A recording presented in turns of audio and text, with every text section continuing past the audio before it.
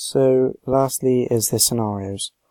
So the first scenario is a player is in an illegal position. This would result in the opposing team receiving a free pass.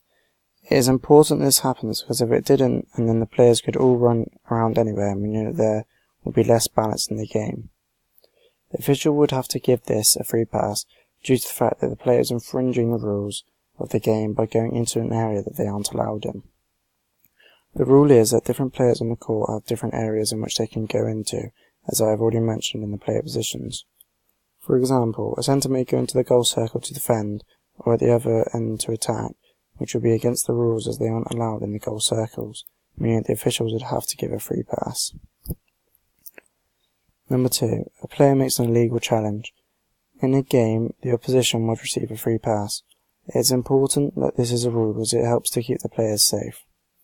Without this rule, players could take each other out, which would result in many injuries, and also there would be no chance to display skill as you may get fouled. The official would have to give this a free pass or a penalty if it's in the goal circle, because it is infringing the rules of netball as it is a minimal contact sport. This means that no physical contact may be used to have an advantage over opposing players.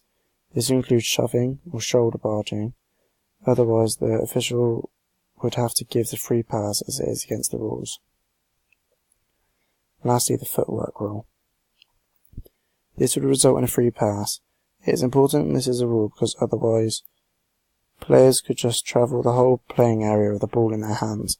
This would mean that the players could just run around the ball, which would be negative because you wouldn't be able to stop them and get the ball back without being physical, which may lead to more injuries.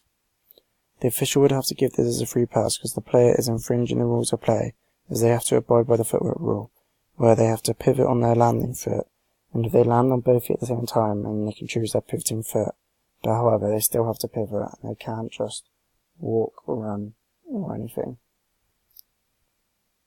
And that is all.